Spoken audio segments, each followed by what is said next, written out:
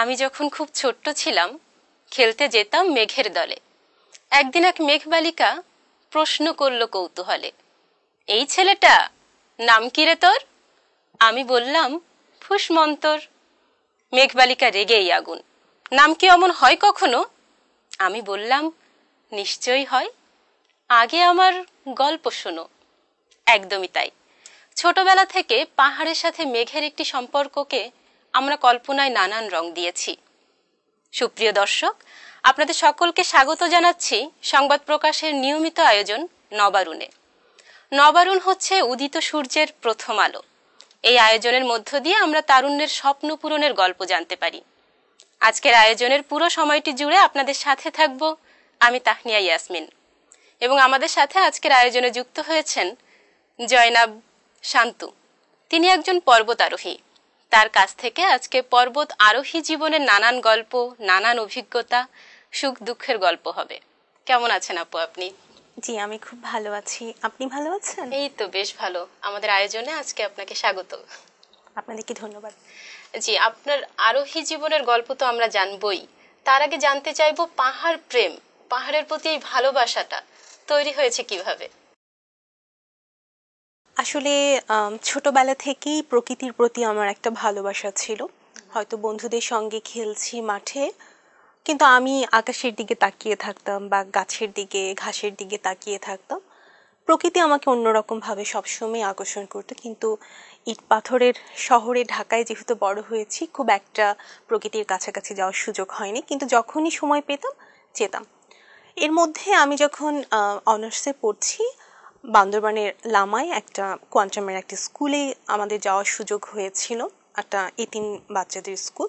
সেবার আমার প্রথম পাহাড়ে ওঠার অভিজ্ঞতা, এবং উঠতে গিয়ে আমার খুব কষ্ট হয়েছিল। যদিও ওটা আসলে পাহাড়ও বলা যাবে না, টিলার মতোই খুব ছোট, উচ্চতা খুবই কম, কিন্তু যেহেতু অভিজ্ঞতা নেই, কিন্তু উঠতে কষ্ট হয়েছিল। তো তখন মনে হয়েছিল যে কিন্তু কষ্ট করে ওঠার পরে মনে হয়েছিল যে খুব ভালো লাগছে, যে একটা অন্যরকম জয় করার একটা বিষয় কাজ করছে। তো তখন মনে হয়েছে যে না, আমি এই কঠিন বিষয়টাকে জয় করতে চাই। তারপরে যখন আমার মাস্টার্স পরীক্ষা শেষ হলো, আমার একটা সময় অবসর সময় ছিল, সেই সময়টায় আমি পাহাড়ে যেতাম, ঘুরতে শুরু করলাম, এবং ঘুরতে ঘুরতে আমার এই ভালো লাগাটা তীব্র থেকে তীব্রতর হতে শুরু করে। আমার কাছে এই আকর্ষণটা আমি ধীরে ধীরে আরো বেশি গভীরভাবে অনুভব করতে থাকি। তখন মনে হয় যেন একটা চূড়ায় পৌঁছানোর পর যে আনন্দ, যে ভেতরকার মধ্যে একটা প্রাপ্তির অনুরণন, সেটি আসলে অন্য কোনো কিছুর সঙ্গে মেলানো যায় না। তো বাংলাদেশের পার্বত্য অঞ্চলের পাহাড়গুলো ঘোরার সঙ্গে সঙ্গে আমি হিমালয়েও যাই 2016 সালে প্রথম নভেম্বর মাসে, এবং সেখানে গিয়ে আমার অভিজ্ঞতাটি আরো খুব তীব্র হলো, যে না, এই আকর্ষণটাই আসলে আমার জীবনের আসলে একটা গভীর সঞ্চয়। এই ভালোবাসাটা আমার সেখান থেকেই তৈরি হয়েছে। আপনি অনুপ্রেরণা বা উৎস যদি বলা হয় তাহলে এই কথাটাই বলবেন। জি, পাহাড় জয়ের অভিজ্ঞতা জানতে চাইবো, যে এই পর্যন্ত আপনার ঝুলিতে কতগুলো পাহাড় জয়ের অভিজ্ঞতা জমা হয়েছে? পাহাড়কে আসলে জয় করা যায় না, পাহাড় অনেক বড় বিষয়। পাহাড়কে ভালোবাসা যায়, পাহাড়কে কাছে থেকে আলিঙ্গন করা যায়। আমরা পাহাড়ে যাই, পাহাড়ে কখনো কখনো আরোহণ করি। তো আমার বিভিন্ন রুটে আমার অভিজ্ঞতা হয়েছে, হাঁটা, ট্রেকিং করার অভিজ্ঞতা হয়েছে বাংলাদেশে, বান্দরবানে, রাঙামাটি, চট্টগ্রামে, এখানকার কিছু পার্বত্য অঞ্চলে আমার পাহাড়, ঝর্ণা দেখা হয়েছে। হিমালয়ের বেশ কিছু ট্রেকিং রুটেও যাওয়া হয়েছে, প্রায় 14-15টি রুটে গিয়েছি, এবং এর মধ্যে 4টি অভিযানে অংশ নিয়েছি। তার মধ্যে আরোহণ করা যে অর্থে বলা হয়, তাহলে আমার 6000 মিটার উচ্চতার একটি পর্বতে যাওয়া হয়েছিল, স্টোক কাংরি পর্বতে, সেটি লাদাখে অবস্থিত। দারুণ একটা অভিজ্ঞতা। আমরা জানি যে ব্যক্তিগত জীবনে আপনি শিক্ষকতার সাথে আছেন, তো পেশা জীবন আর এই স্বপ্ন পূরণ বা শৌখিনতা বা আপনি আরোহী জীবনটা কিভাবে মেনটেন করছেন? জি, আমি একটা শিক্ষকতার সঙ্গে আছি। আমি বঙ্গবন্ধু শেখ মুজিবুর রহমান বিজ্ঞান ও প্রযুক্তি বিশ্ববিদ্যালয়ে আছি। আর পর্বতারোহণ আসলে আমার জীবনের শখ, শৌখিন এভাবে বলা যায় না, এটা আসলে একটা প্যাশনের মতো। এবং মাউন্টেনিয়ারিং হচ্ছে একটা লাইফস্টাইল, যে এটা প্রাত্যহিক জীবনযাপনের একটা অংশ হয়ে ওঠে যে যিনি পর্বতারোহণ করেন তাকে অনেক কিছু বাদ দিয়ে চলতে হয়, তার সমস্ত জীবনযাপনের মধ্যে সে আচারটিকে অনুসরণ করতে হয়। যেমন একজন পর্বতারোহী, তার কখনো উচিত হবে না তিনি ধূমপান করেন, এটি তাকে প্রথমে বাদ দিতে হবে, তারপর মেনটেন করতে হবে, তারপর তাকে স্বাস্থ্য বিষয়ক সচেতনতা তার মধ্যে থাকতে হবে যে তিনি খুব অসচেতন হতে পারবেন না, নিয়মিত তাকে ডায়েটের মধ্যে থাকতে হবে, নিয়মিত এক্সারসাইজের মধ্যে থাকতে হবে, দম চর্চা, মেডিটেশন, প্রাণায়াম, এই জিনিসগুলোকে তার লাইফস্টাইলের মধ্যে নিয়ে আসতে হবে। তো এই জিনিসগুলো যেহেতু সুস্থ থাকার জন্য খুবই অপরিহার্য অংশ, সুতরাং আমি আমার দৈনন্দিন জীবনেও এই জিনিসগুলোকে সামঞ্জস্য করে চলতে পেরেছি। এবং এভাবে যিনি আসলে থাকতে পারেন তিনি যে শুধুমাত্র পর্বতারোহণেই সফল হন তা নয়, তিনি কিন্তু তার প্রাত্যহিক জীবন আচারেও খুব সুস্থ থাকতে পারেন, ভালো থাকতে পারেন। আর যেহেতু যখন পাহাড়ে যাই তখন যেহেতু একটা দীর্ঘ সময়ের প্রয়োজন হয়, বাংলাদেশের পাহাড়গুলোতে আমরা যে ট্রেকিং গুলোতে যাই সেগুলোতে হয়তো 4-5 দিনের একটা ছুটি, 10 দিনের সর্বোচ্চ 7 দিন 10 দিন হলেই আমরা একটা রুটে থেকে ঘুরে আসতে পারি। কিন্তু যখন হিমালয়ে যাই তখন মোটামুটি 10 দিন 15 দিন, কখনো কখনো 1 মাসের পরিকল্পনাও আমাদেরকে করে যেতে হয়। বা এর চেয়ে যদি আরো বড় পাহাড়ে যাই সেক্ষেত্রে যারা 8000 মিটার পর্বতে যান তাদের অনেক সময় 2 মাসেরও পরিকল্পনা থাকে। তো এই যে একটা দীর্ঘ সময়, সেটি ম্যানেজ করতে গিয়ে একটু আমাদের ছুটি ছাটার ব্যাপারগুলো আছে। তো যেহেতু আমরা যাই নিয়মিত, সেজন্য আমরা ছুটিগুলোকে এভাবে করে রাখার ব্যবস্থা করি যেন একটা ছুটির দিনে ছুটির সময়টাকে আমরা যাই। যেমন যখন ঈদ হয়, গত কয়েক বছর আমার ক্ষেত্রে যেটি হয়েছে যে পরিবারের সঙ্গে আসলে ঈদ কাটানোর সুযোগ পাইনি, ওই সময়টাকে দেখা গেল যে একটা অভিযানে চলে গিয়েছি। তো এভাবে সময় আপনি পাহাড়ের উপরে আছেন, এমনটা হয়েছে? অধিকাংশ সময় আমার গত কয়েক বছর ধরে এভাবেই চলে এসেছে। অবশ্য করোনার সময় যেহেতু এখন সবকিছুই বন্ধ, এখনকার প্রেক্ষাপট ভিন্ন, কিন্তু আগে এভাবেই হতো যে প্রতি 2 ঈদেই আমার দেখা যেত যে পাহাড়েই কাটছে। ওই ঈদের সময় যেহেতু একটা লম্বা ছুটি পেতাম, সে সঙ্গে আরো নিজের কিছু বাড়তি ছুটি যুক্ত করে আমরা সেভাবে ম্যানেজ করে নিতাম। জানতে চাই পরিবার থেকে এই সাপোর্টটা কিভাবে পেয়েছেন যে আপনি ঈদের সময় পাহাড়ে আছেন? পরিবার থেকে তো অবশ্যই চাইবে যে বাসার সন্তান বা বাড়ির মেম্বার অবশ্যই ঈদের দিন অন্তত বাড়িতে থাকবে। এটা মেনটেন করতেন কিভাবে পরিবারের সাথে? হ্যাঁ, প্রথম দিকে একটু তারা বেশি মন খারাপই করতেন যে পাচ্ছে না, কাছে পাচ্ছে না, এরকম একটা আনন্দের দিনে, বা আত্মীয় স্বজনরা বাড়িতে এসে জিজ্ঞেস করতেন যে কোথায়। তো প্রথমে তারা বিষয়টাকে খুব সহজভাবে নিতেন না যে এই সময়টায় গেছে, কিন্তু ধীরে ধীরে তারা তাতে অভ্যস্ত হয়ে উঠেছেন এবং দেখেছেন যে এটি আসলে আমার ভালো লাগার জায়গা, বরং বাড়িতে থাকার সাথে ওই জায়গাটা যে আমি এনজয় করছি, তাদেরকে স্মরণ করছি, হয়তো সেই জিনিসগুলোকে আস্তে আস্তে তাদের মধ্যে আমারই ভালোবাসার ব্যাপারটুকু আমি তাদেরকে বোঝাতে পেরেছি। এবং দেখা যায় যে তারা ঈদ করছেন, আবার আমি যখন ঈদের পরে ফিরে এসেছি তখন আবার ঈদে মা কি কি রান্না করতেন, ঈদের দিন আমি কি কি ভালোবাসতে, সেগুলো আবার হচ্ছে। মানে দেখা যেত যে পরিবারে দুবার ঈদের আনন্দ হয়ে গিয়েছে। তো এই প্রসঙ্গেই বলবো যে আমরা যখন মেয়েদের নিয়ে পরিবার এমনিতে একটু কনসিয়াস থাকে, তো আপনি কি পরিবার থেকে এই সাপোর্টটা প্রথম থেকে পেয়েছেন যে পর্বত আরোহী টেনশন করে? সবচেয়ে বড় কথা, পরিবার তো নারী সদস্য বা মেয়ে সদস্যদের নিয়ে একটু অতিরিক্ত বেশি চিন্তা করে। তো এই বিষয়টা, বাসা থেকে এতদিন দূরে থাকছেন, পর্বতে থাকছেন, কোথায় কিভাবে ঝুঁকিপূর্ণ পরিবেশের মুখোমুখি হতে হচ্ছে, এই বিষয়টা পরিবার কিভাবে নিয়েছে? হ্যাঁ, পরিবার থেকে আসলে সে অর্থে বাধা নয়, কিন্তু তারা একটু ভীত ছিলেন যে যেহেতু পর্বতারোহণ অনেক ঝুঁকিপূর্ণ একটা কাজ, আমি নাও ফিরে আসতে পারি, হয়তো এটাই আমার সঙ্গে পরিবারের শেষ দেখা। তো সেই ক্ষেত্রে স্বাভাবিকভাবে তাদের মধ্যে দুশ্চিন্তা তো আছেই, কিন্তু তারপরও তারা এখন আমার ভালোবাসাটাকেই আসলে তারা গুরুত্ব দেন, যে জানেন যে আমি যেটি ভালোবাসি সেটি আমি যে কোনো মূল্যেই করব। তো সেই জন্য এখন আর আমাকে খুব একটা বাধা দেন না, আগেও বাধা দিতেন না, কিন্তু আমাকে সাপোর্টও করেন তারা। হ্যাঁ, এখন অ্যাকসেপ্টও অনেক ভালোভাবে করতে পেরেছে, সেটা ঈদের অনুভূতি নিয়ে বোঝা যাচ্ছে। আগামী দিনে কি প্রজেক্ট আছে? কোন পাহাড়ে যাওয়ার ইচ্ছে বা এমন কোনো পরিকল্পনা আপনার আছে কিনা? অবশ্যই পরিকল্পনা আছে বিশ্বের সর্বোচ্চ শৃঙ্গ এভারেস্টে যাওয়ার। সেটি যেহেতু করোনার কারণে আমাদের প্রস্তুতিগুলো বিলম্বিত হচ্ছে, এর আগে বেশ কিছু অভিযানে আমাদের যাওয়ার কথা ছিল, সেগুলো আমরা এই বৈশ্বিক মহামারী পরিস্থিতির কারণে আমরা যেতে পারিনি। তো সামনে আমাদের এই বছর পরিকল্পনা আছে, যেহেতু এখন একটা সিজন চলছে নেপালে, অক্টোবর মাসে আমাদের যদি এর মধ্যে ফ্লাইট ওপেন হয়ে যায় তাহলে এই সময়টায় 6000 মিটার পর্বতের একটি অভিযানে যাওয়ার পরিকল্পনা রয়েছে। আচ্ছা, ঠিক আছে। আমি এখন জানতে চাইবো, এই যে পর্বত আরোহণের ক্ষেত্রে কোনো নির্দিষ্ট সময় আছে কিনা বা মৌসুম আছে কিনা, এই সময়টাতে যাওয়াটা বেশি উপভোগ্য বলে মনে হয় আপনার কাছে? আম, একটি হচ্ছে উপভোগ্য, আরেকটি হচ্ছে যে ওই সময়টাই যেতে হবে, এরকম আর জি। কি সিজন আছে। যেমন নেপালের হিমালয়ে যাওয়ার ক্ষেত্রে আমরা দুটো সিজনকে ধরি, প্রি মনসুন এবং পোস্ট মনসুন। সাধারণত এপ্রিল মে হচ্ছে একটি সিজন যায়, আবার অক্টোবর সেপ্টেম্বর অক্টোবর নভেম্বর এই সময়টা আমরা আরেকটা সিজন ধরি। তো এই সময়টা হচ্ছে সবচেয়ে উপযুক্ত নেপালের হিমালয়ে যাওয়ার জন্য, এভারেস্ট বা অন্যান্য শৃঙ্গ জয়ের জন্য। আর আরেকটি সিজন আছে যেটি হচ্ছে ইন্ডিয়ার দিক দিয়ে যদি আমরা যাই, ইন্ডিয়াতে হচ্ছে জুন জুলাই আগস্ট এই সময়টা হচ্ছে ইন্ডিয়াতে পর্বতারোহণের জন্য খুব ভালো একটা সময়।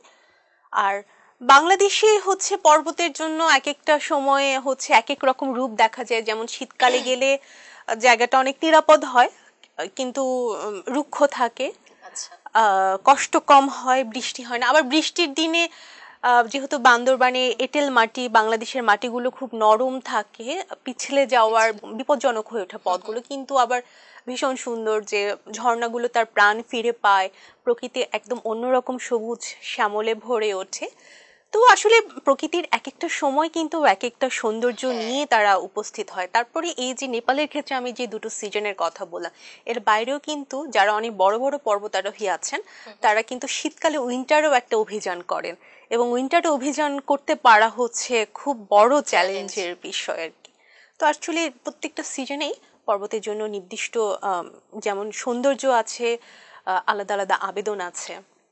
প্রকৃতির আবেদনগুলো আসলে, আমি বাংলাদেশের কথা যদি বলি, পাহাড়ে ওঠার অভিজ্ঞতা আমার নেই।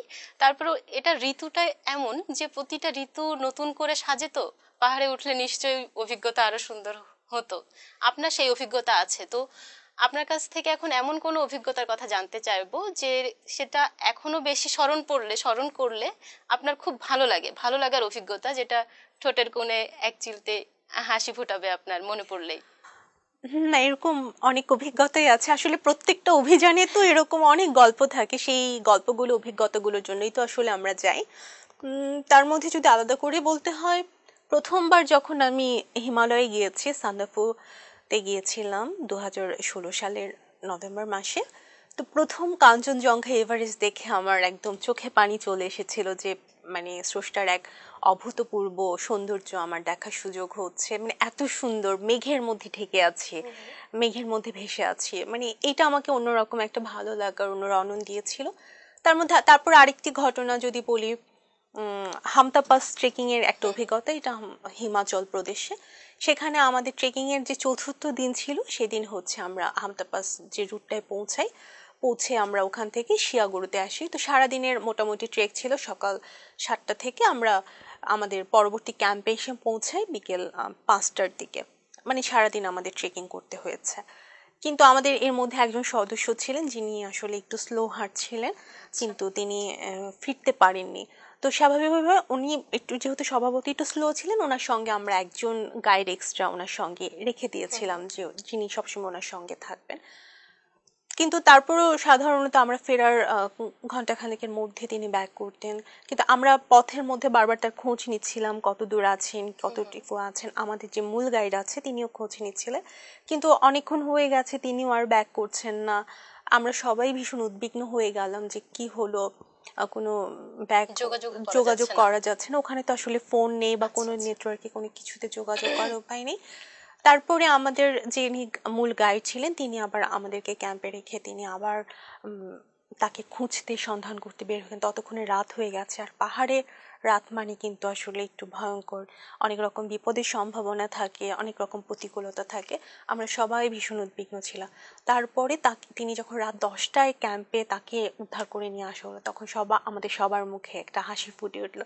তো এই জিনিসটা খুব ভালো লাগছে যে তাকে যখন ফিরে পেলাম, আমাদের মনে হলো যে আমরা পেয়েছি, তখন বেশ ভালো লাগছিল। আপনি এই সময়ের কথা বললেন যে রাতে পাহাড় ভয়ঙ্কর রূপ ধারণ করে, সেক্ষেত্রে জাস্ট কিউরিসিটি থেকে জানতে চাচ্ছি যে পাহাড়ে উঠা এবং ফিরে আসা, এটা কোনো টাইমের ভেতরে আছে কিনা, বা এই সময়ের ভেতরে ফিরে আসাটা উচিত? হ্যাঁ, নিশ্চয়ই। পাহাড়ে সবকিছু শৃঙ্খলার মধ্যে টাইমিং অবশ্যই একটা গুরুত্বপূর্ণ বিষয়। এবং আমরা যখন সামিটের সময় যাই, যেদিন আমাদের চূড়ান্ত সামিট থাকে, আমরা সাধারণত সেটা রুট বুঝে আমরা রাতের বেলায় সামিটগুলো করে থাকি। রাত 11টা 12টা এই সময়টা আমরা সাধারণত বের হই, সামিট পুশ করি। এবং সকালে আমরা এমনভাবে প্ল্যানটা করা থাকে যেন আমরা সকালের মধ্যে সামিটটা করে ফেলতে পারি, 7টা 8টা 10টা এর মধ্যে। কখনো কখনো সেটা দুপুর 12টাও হতে পারে, 12টার মধ্যেই হয়ে আমাদের ব্যাক করা উচিত। খুব বেশি হলে দুপুর 2টা, কিন্তু কখনোই 2টার বেশি কখনোই না। যদি আপনি ধরেন সামিটের হয়তো মাত্র 100 ফিট নিচে আছেন, খুব আর মাত্র হয়তো 10 মিনিট উঠলেই আপনি সামিট করতে পারবেন, বা 15 মিনিট উঠলে আপনার তখন উঠে নেমে আসা উচিত। কেননা শুধু সামিট চূড়া জয়টাই তো আসলে বড় কথা না, আপনার ফিরে আসাটাও হচ্ছে ইম্পর্টেন্ট, যেতে সুস্থভাবে ফিরে আসাটাও জরুরি। সে কারণেই হচ্ছে পুরোটা মিলে, সে কারণে আমরা যেহেতু ফিরে আসার ব্যাপার থাকে এবং আস্তে আস্তে দিনের শেষ প্রান্তে প্রকৃতি বিরূপ হতে থাকে, প্রতিকূল হতে থাকে, তখন ফিরে আসাটা কঠিন হয়ে যায় এবং শরীর যেহেতু তখন অনেক ক্লান্ত থাকে। আমি ওঠার সময় যে ফোর্সটা পেয়েছিলাম সেটা কিন্তু আসলে নামার সময় থাকে না। সেই কারণেই হচ্ছে এই সময়টার মধ্যে আমাদের চলে আসা উচিত। আমি এই অভিজ্ঞতার কথা থেকে আরেকটা প্রশ্ন, যেহেতু আমরা ভালো লাগার একটা অভিজ্ঞতা জেনেছি, পাহাড় আরোহণ সবসময় ঝুঁকিপূর্ণ, প্রতিটা পদক্ষেপ আপনাকে খুব সাবধানতার সাথে নিতে হচ্ছে। তো এমন কোনো অভিজ্ঞতা যে কি আছে যেটা অনেক বেশি ভয় পেয়েছিলেন, পুরো দল আতঙ্কে ছিলেন, এরকম কোনো অভিজ্ঞতা আছে কিনা? এরকম অভিজ্ঞতা বেশ কিছু আছে। এর মধ্যে নতুন একটা অভিজ্ঞতা আমি বলতে চাই। আমার হচ্ছে 2018 সালে আমি একটা অভিযানে গিয়েছিলাম রুদ্রগাইরা পর্বতে, সেটা হচ্ছে উত্তরাখণ্ডে।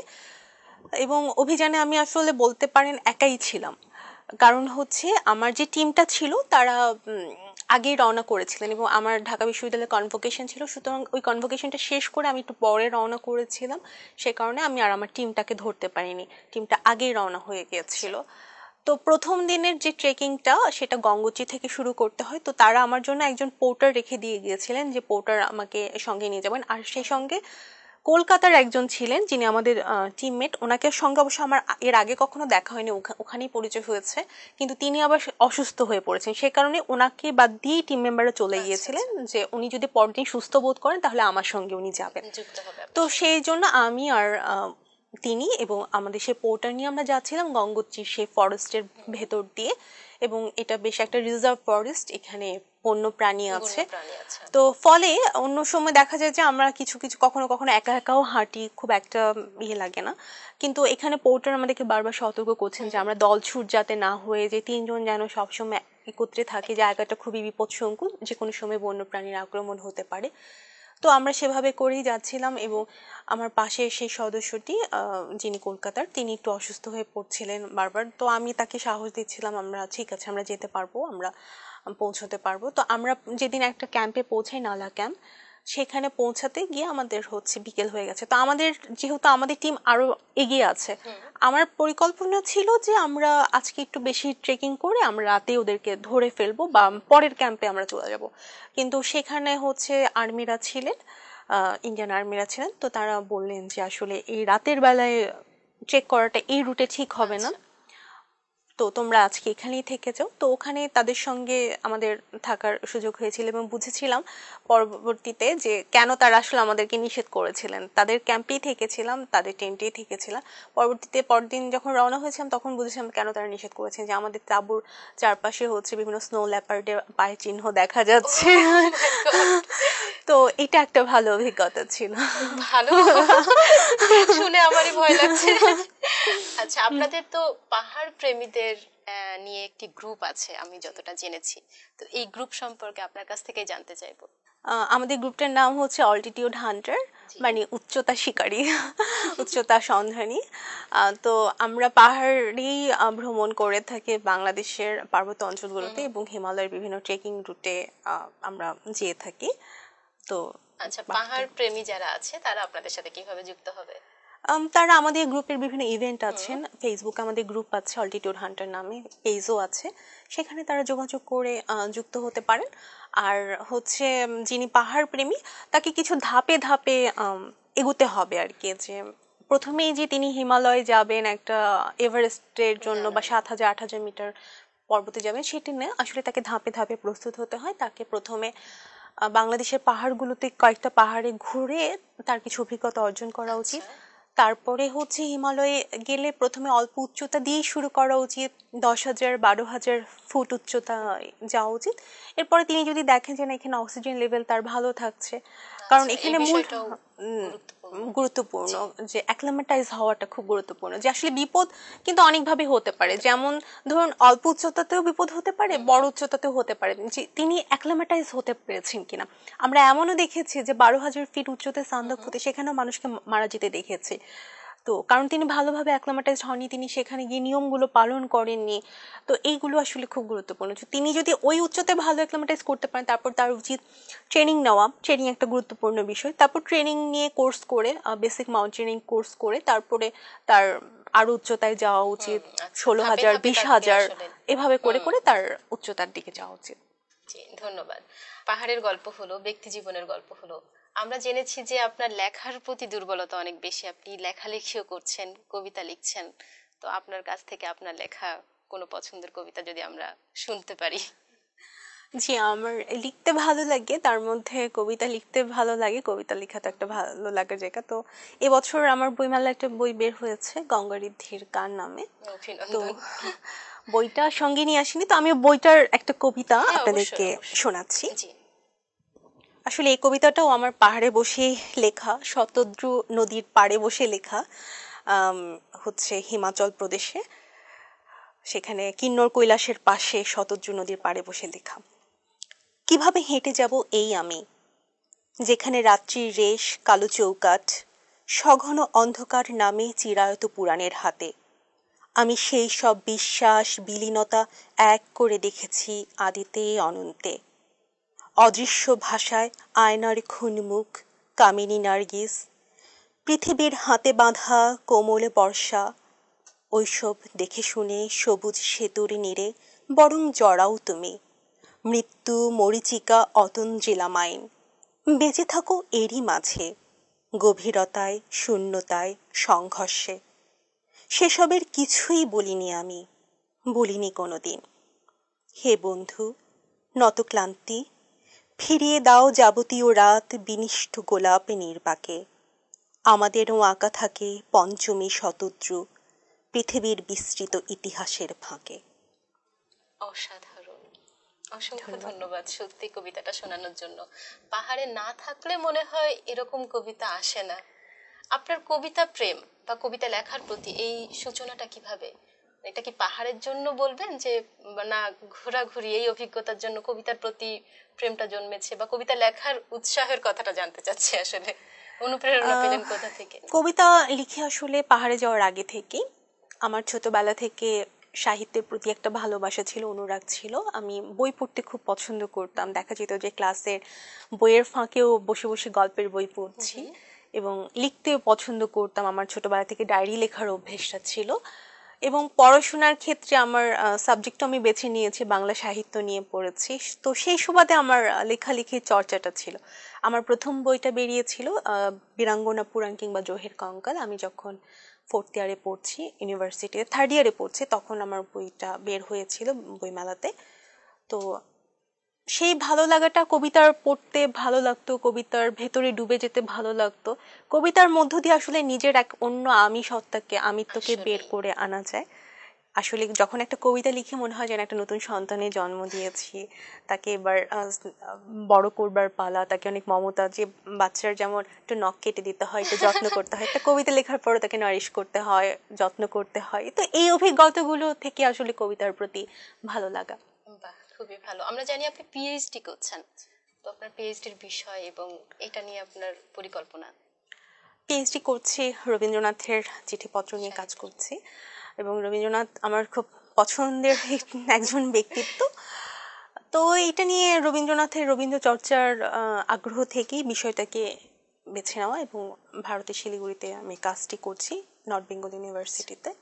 তো এই কাজটি করার পর আমি যেহেতু একটা বিশ্ববিদ্যালয়ে পড়াচ্ছি, আবার আমি আমার কাজের জায়গায় ফিরে আসবো এবং রবীন্দ্র চর্চার যে ক্ষেত্রটি আছে, জায়গাটি আছে, সেটি ধরে রাখবো। সাহিত্যের ভেতরে যদি বলা হয় যে কবিতা, ছোট গল্প, চিঠি, অনেক বড় বড় অংশ জুড়ে আছে, আপনাকে কোন জিনিসটা বেশি টানে?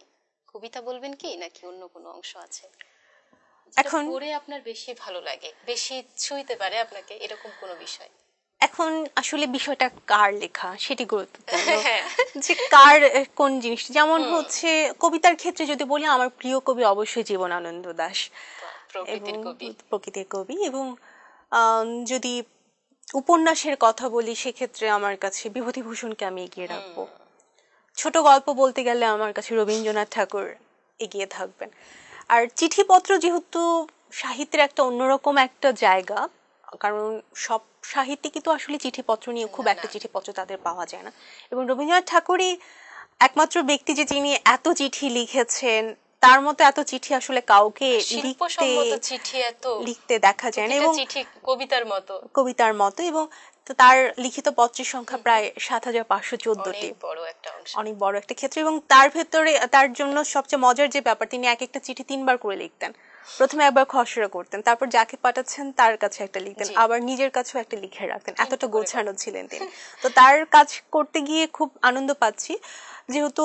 এবং ব্যক্তি রবীন্দ্রনাথকে আসলে তার চিঠির মধ্য দিয়েই চেনা যায়, যে তিনি আসলে আমরা সাহিত্যের মধ্যে তো দেখি যে বিভিন্ন চরিত্রের মধ্য দিয়ে দেখি, কিন্তু ব্যক্তি রবীন্দ্রনাথ আসলে কোন ভাবনা থেকে সেই সাহিত্যগুলোকে লিখেছেন, চিঠিতে তো তার ভাবনাগুলোকে প্রকাশ হতে আমরা দেখি। তো সেই কারণে আমার কাছে এই ক্ষেত্রটিও খুব ভালো লাগছে। আচ্ছা, আমরা আজকের আয়োজনের একেবারে শেষ পর্যায়ে চলে এসেছি। আমাদের পাহাড় প্রেমী যারা আছেন এবং আমাদের দর্শকদের উদ্দেশ্যে কিছু বলবেন। অসংখ্য ধন্যবাদ আমাকে আজকের এই অনুষ্ঠানে আমন্ত্রণ জানানোর জন্য। সংবাদ প্রকাশের আপনাদের সবাইকে ধন্যবাদ জানাচ্ছি। আসলে পাহাড় আমাদেরকে দৃঢ়চেতা হতে শেখায়। পাহাড়ের কাছ থেকে আমরা সেই ধৈর্যের শিক্ষাটুকু পেয়েছি। এবং করোনার মধ্যে আমাদের সবার যে এই যে অনেক দিন ধরে ঘরে বসে থাকার মধ্য দিয়ে যে ধৈর্যের চ্যুতি ঘটেছে, আমরা সেখান থেকে বেরিয়ে আসার জন্য আসলে পাহাড় আমাদের জন্য খুব গুরুত্বপূর্ণ একটি অনুষঙ্গ হয়ে উঠতে পারে। এবং শুধু পাহাড় মানুষকে যে ধৈর্য শিক্ষা দিচ্ছে তাই নয়, মানুষকে তার লক্ষ্যের প্রতি যে অদম্য স্পৃহা, এগিয়ে যাওয়ার যে তাড়না, সেটিও আসলে আমরা পাহাড় থেকে পাই। আমরা জানি যে মানুষ যা ভাবতে পারে, যা বিশ্বাস করতে পারে, তা সে অর্জনও করতে পারে। অসংখ্য ধন্যবাদ সংবাদ প্রকাশের আজকের আয়োজনে আপনাকে অংশগ্রহণের জন্য। আগামী পর্বে নিশ্চয়ই আবার দেখা হবে। সুপ্রিয় দর্শক, এই ছিল আমাদের আজকের আয়োজন। আগামী পর্বগুলো দেখার আমন্ত্রণ জানিয়ে শুভ প্রার্থনায় এখানেই শেষ করছি। ভালো থাকবেন, সুস্থ থাকবেন, সুন্দর থাকবেন। ধন্যবাদ।